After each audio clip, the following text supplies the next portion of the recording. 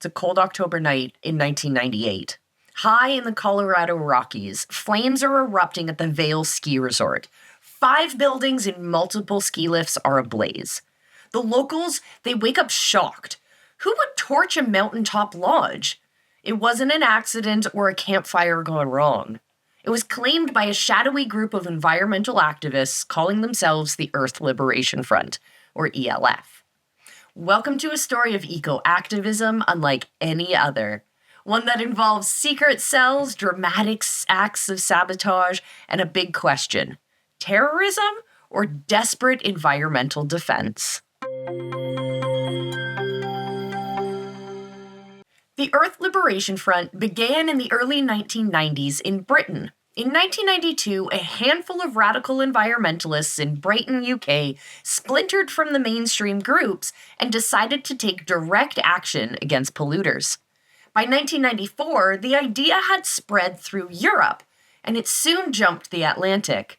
In the mid-1990s, ELF cells emerged in the United States, especially in the Pacific Northwest, a hotbed of environmental clashes over logging and wildlands. They weren't a formal organization, they were more of an idea that was spreading. Any person who agreed with ELF's methods could take up the banner. There was no official leader or membership list, just anonymous individuals or small groups acting on their own.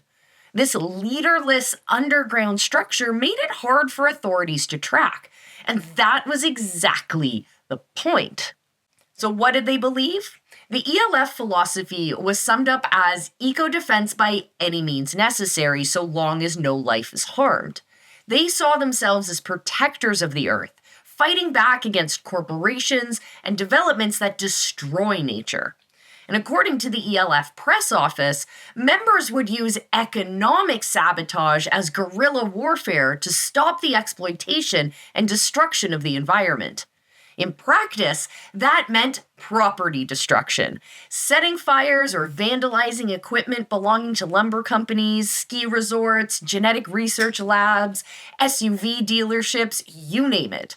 The idea was to inflict financial damage on businesses profiting from environmental harm, thus taking the profit motive out of destroying nature.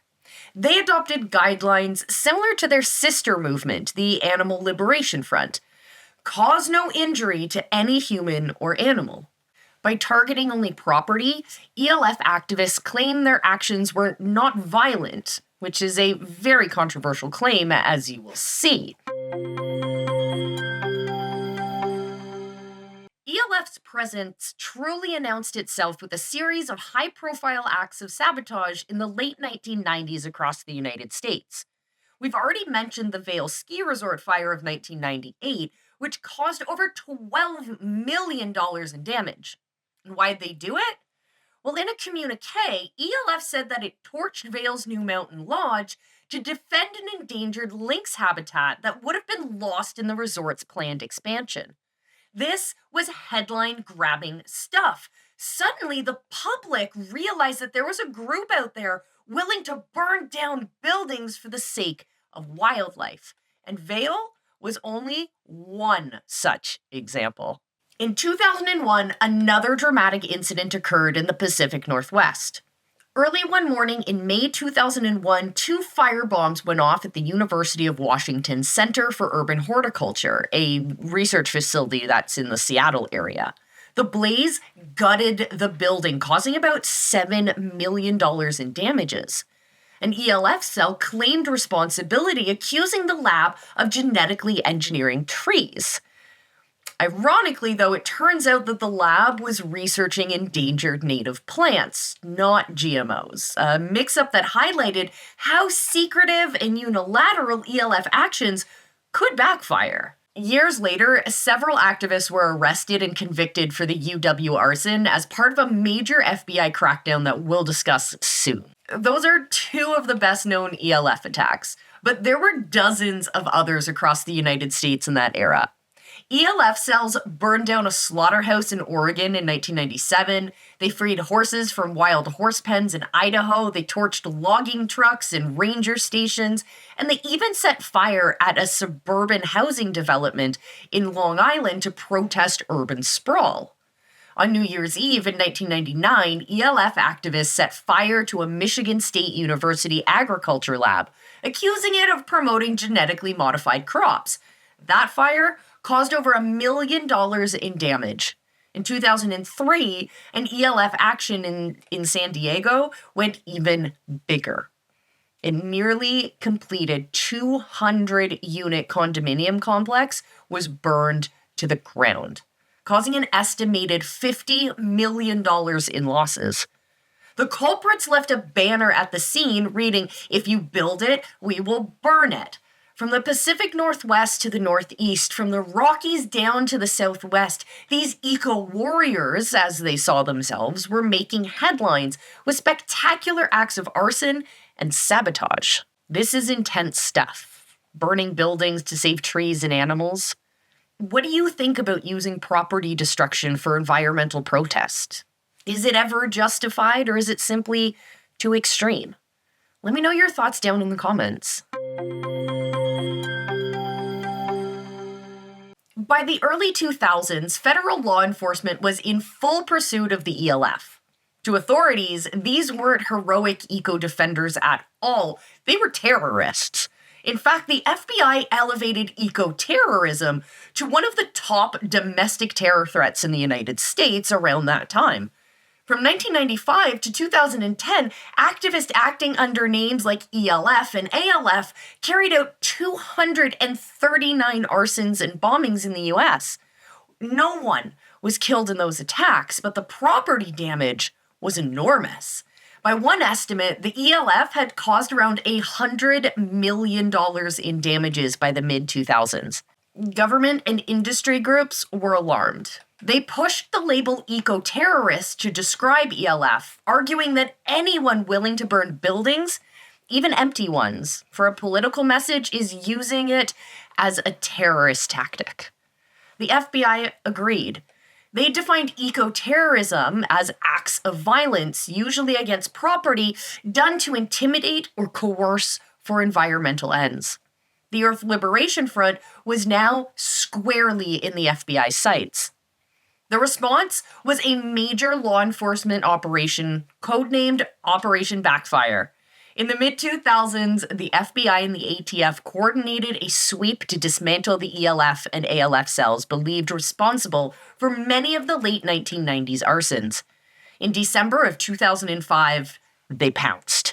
Using informants and years of detective work, agents indicted 13 individuals, 6 women and 7 men, associated with ELF and ALF activities. The group of friends, ironically nicknamed the Family, included several people who had been on the run for years. They were charged with multiple counts of arson, conspiracy, and destruction of energy facilities, among a bunch of other crimes. Over the next few years, most of them pled guilty or were convicted, receiving prison sentences ranging from a few years to over a decade. One member, facing a long sentence, took his own life in jail in 2005 rather than cooperate. A couple became international fugitives. One of them, Josephine Sunshine, is still wanted by the FBI to this day. Operation Backfire was hailed by authorities as a major victory that rolled up, as they called it, the ELF network. After these arrests, the wave of ELF attacks in the United States sharply declined. In fact, by the 2010s, the Earth Liberation Front was largely quiet and considered effectively dismantled, or at least extremely underground. The government had sent a clear message that arson in the name of Mother Earth would not be treated well. It would be treated, in fact, as terrorism, not mischief. And they backed it up with heavy prison time.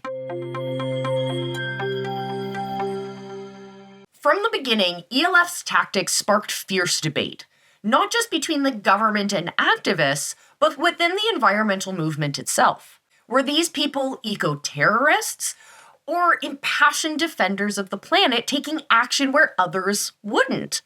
It's a highly polarizing question, and it often depends on whom you're asking. On one hand, mainstream environmental organizations loudly condemned ELF's methods. Leaders from groups like the Sierra Club and Greenpeace very quickly distanced themselves, saying burning down buildings or sabotaging property is unacceptable. Even Earth First, the radical protest network known for tree sits and road blockades, disavowed arson and bombings.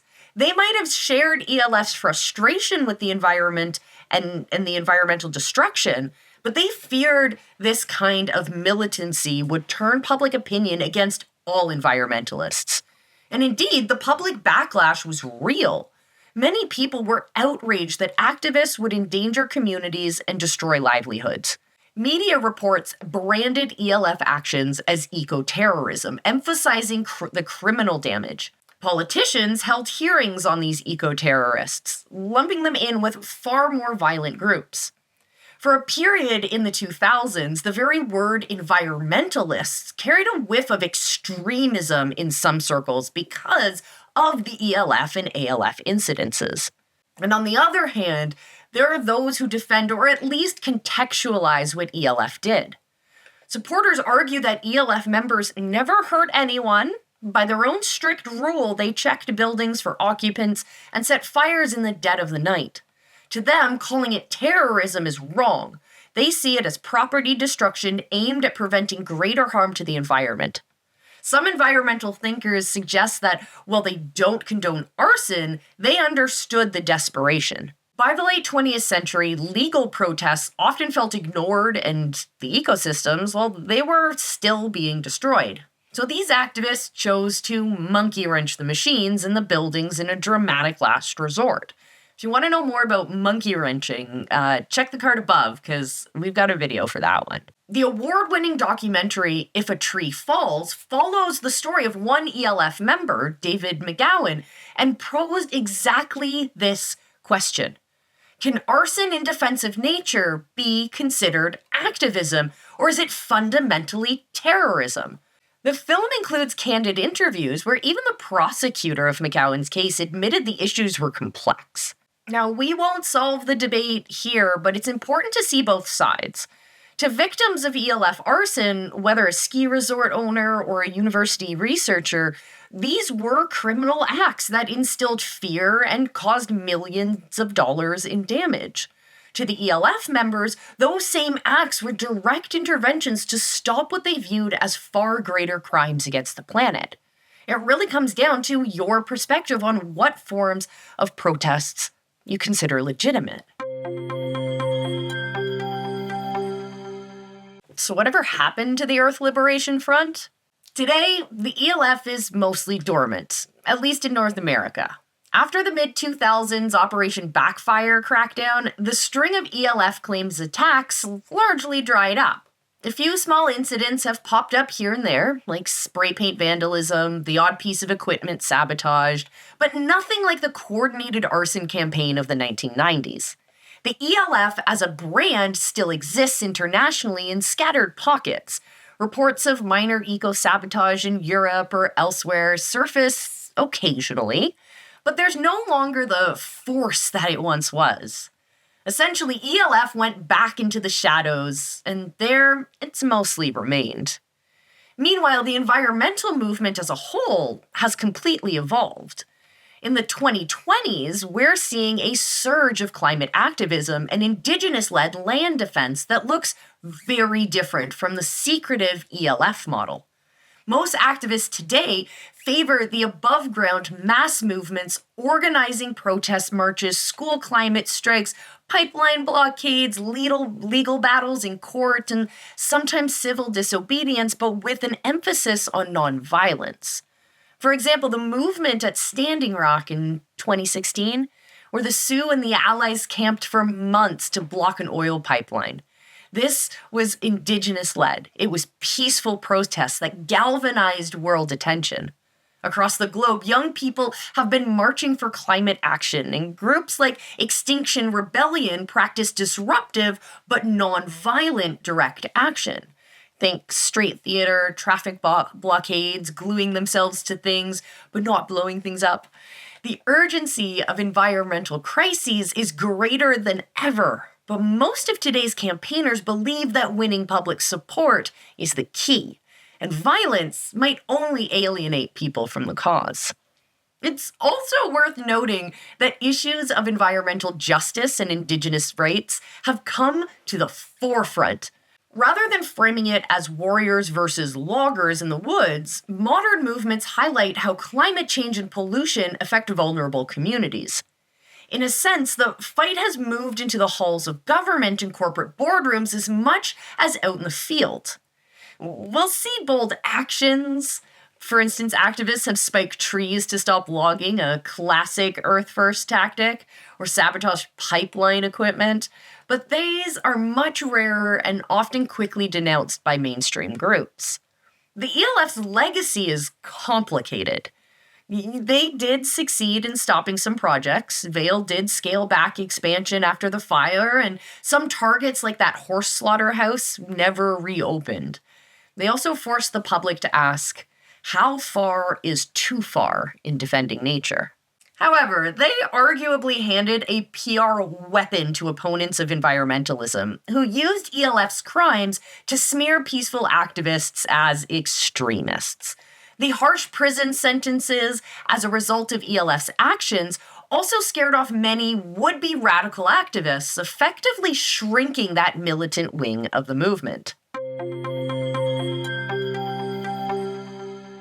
The story of the Earth Liberation Front is a wild ride, from its fiery origins in the UK to the sabotage spree across America to the courtrooms and the prisons that followed.